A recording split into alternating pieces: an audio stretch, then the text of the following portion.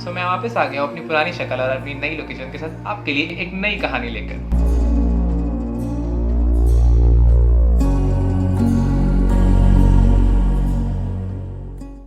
आज का केस जो है वो पिछले केस के कंपेरेटिवली काफी सिंपल है, बिकॉज लास्ट केस में कोई भी उसका सही आंसर ढंग से नहीं दे पाया था, तो इसलिए इस बार मैंने काफी इजी कर दिया। इस बार की जगह मैंने मार्वल से ली है। सो ये कहानी है ज़ैंडार की। Imagine Xandar to be on earth only and all the places on अर्थ।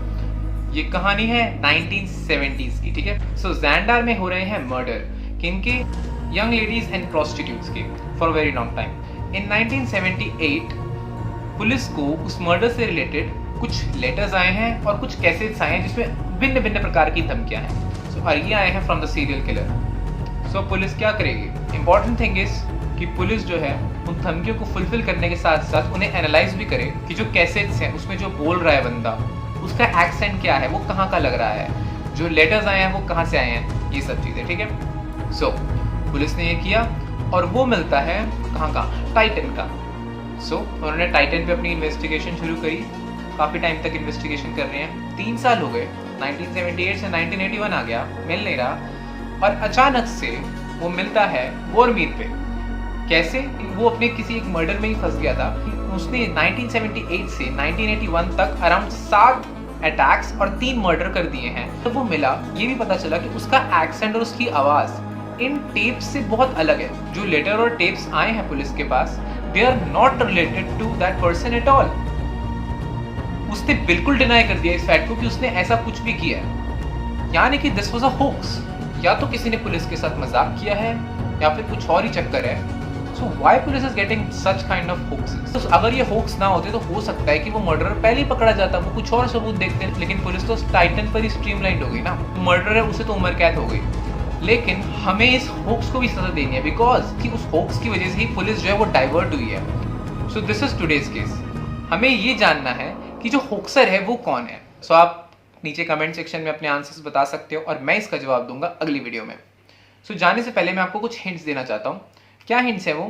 पहले तो एज्यूम कि जो सीरियल किलर पकड़ा गया है वो एकदम सच बोल रहा है, उसका इन लेटर्स और कैसेट से कोई रिलेशन नहीं है, that is truth. Second, try to find out कि आज की डेट में, क्योंकि ये जो केस है ये बहुत बाद में जाके सॉल्व हुआ है, that I will tell you in the next video. Try to find कि अगर आज की डेट में आपको पता लगाना है कि वो होक्सर कौन है, तो आप कैसे करोगे? Try to find out how, not who. This time it is how to solve this mystery rather than who is the killer, okay? Thanks guys for watching this video. If you love this video then please hit like, subscribe and share. Hi guys, I am back with the solution of the last case. Last case में हमने देखा था कि बहुत सारे murders हो रहे हैं और हमने मर्डरर को तो पकड़ लिया था उसमें, लेकिन पुलिस के पास कुछ फेक लेटर्स आ रहे थे जिनकी वजह से जो इन्वेस्टिगेशन है वो बहुत ज़्यादा डाइवर्टेड और बहुत ज़्यादा डिले हो गई थी, जिसकी वजह से कुछ और एक्स्ट्रा मर्डर्स हो गए। We are here with the solution.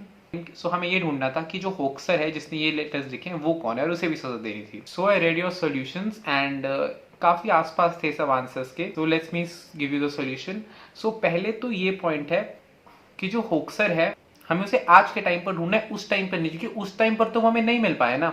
And in reality ये केस जो है वो 2005 में सॉल्व हुआ था। ये केस जब 1975 टू 1981 के बीच में ये केस हुआ है एंड 2005 में ये एक्चुअली में सॉल्व हुआ है, ठीक है। काफी बड़ा गैप इसका एक्चुअल में भी लाइफ में था। तो अब हमारे पास एक ऐसी टेक्नोलॉजी है जो उस टाइम पर नहीं थी, और वो है हमारे पास डीएनए फिंगरप्रिंटिंग। हम डीएनए मैच कर सकते हैं, ठीक है। हमें क्या करना है? डीएनए मैच करना है, जो कि सात्विक ने आंसर दे दिया, बट अब हमें चाहिए डीएनए सैंपल। ना, हमारे पास बहुत सारे डीएनए सैंपल्स उस लेटर्स के साथ हमें मिल सकते हैं। प्रॉब्लम है इसकी, जो लेटर्स है वो बहुत पुराने हैं, हमारे पास उसमें बहुत सारे और सैंपल्स भी होंगे। हमें एक ऐसा सैंपल चाहिए जो उस होक्सर से काफी, या तो होक्सर का ही हो या फिर वो होक्सर से काफी रिलेटेबल हो या उसका काफी क्लोज पर्सन हो, ठीक है। फिंगरप्रिंट्स एंड ऑल वो उस टाइम पर भी चेक हो सकते थे, लेकिन द प्रॉब्लम इज कि क्योंकि वो लेटर्स जो है वो बहुत जर्नी क्रॉस करके आए हैं और उसकी ट्रैकिंग वगैरह भी करने की कोशिश की जा सकती है, तो उसमें बहुत सारे लोग आएंगे, बहुत सारे इन बिटवीन लोग आएंगे, ठीक है। तो उसे ट्रैक करना इतना आसान नहीं है। जो आज की टेक्नोलॉजी हमारे पास डीएनए फिंगरप्रिंटिंग है, हमें उसी से इसे सॉल्व करना पड़ेगा, ठीक है। अब हमें कहाँ से मिलेगा इसका सैंपल? नाउ मैंने इसका हिंट भी दिया था जब मैंने केस बताया था, और जब मैंने लेटर्स का बताया था तो उसमें जो मैंने पिक डाली थी उसमें there was a tongue, so that was actually a hint which I was giving कि जो लेटर्स है उस टाइम पर उस टाइम पर जब तुम्हें लेटर्स बंद करने थे तो तुम फेविकोल यूज नहीं करते थे, so it was a sticky paper, so sticky paper पे तुम अपनी थूक लगाकर उसको बंद कर सकते हो, ठीक है। सो उस तरीके से तो उस थूक में उसके डेफिनेटली उसकी बॉडी सेल्स आएंगे, जिसने भी उसको बंद किया है ना, उसको बंद कोई अननोन पर्सन नहीं करेगा, मोस्ट प्रोबेबली जिसने वो लेटर लिखा है वो ही उसको होल्ड करेगा। नाउ हो सकता है कि वो उसे भी फेक कर दे। द थिंग इज कि वो उस टाइम पर उसे फेक करे, इसके चांसेस ज्यादा नहीं है, क्योंकि उस टाइम पर ऐसी टेक्नोलॉजी नहीं थी जो उसकी सलाइवा से सेल्स एक्सट्रैक्ट कर उसे ट्रैक कर सके। तो क्योंकि उस टाइम पर ऐसी टेक्नोलॉजी नहीं थी तो उसने ऐसा प्रिकॉशन लिया भी नहीं होगा मोस्ट प्रोबेबली। सो ऐसा ही हुआ, उन्होंने उससे ट्रैक किया और उनको पता चल गया कि वो कौन है, और फिर उसको 8 years की सजा मिली, ठीक है।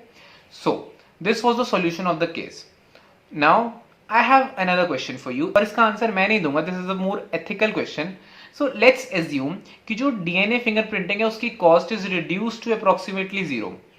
सो जैसे आधार कार्ड से हमारा नंबर लिंक होता है, हमारा बैंक अकाउंट लिंक कर देते हैं, तो क्या उससे हमारे डीएनए फिंगरप्रिंट्स भी कनेक्टेड होने चाहिए? This is kind of a debate. So I believe कि नहीं होनी चाहिए, but you can give your views and you can think over it and you can give your views in the comment section. So thanks guys for watching this video and solving this case, and और अब हम मिलेंगे अगले case में।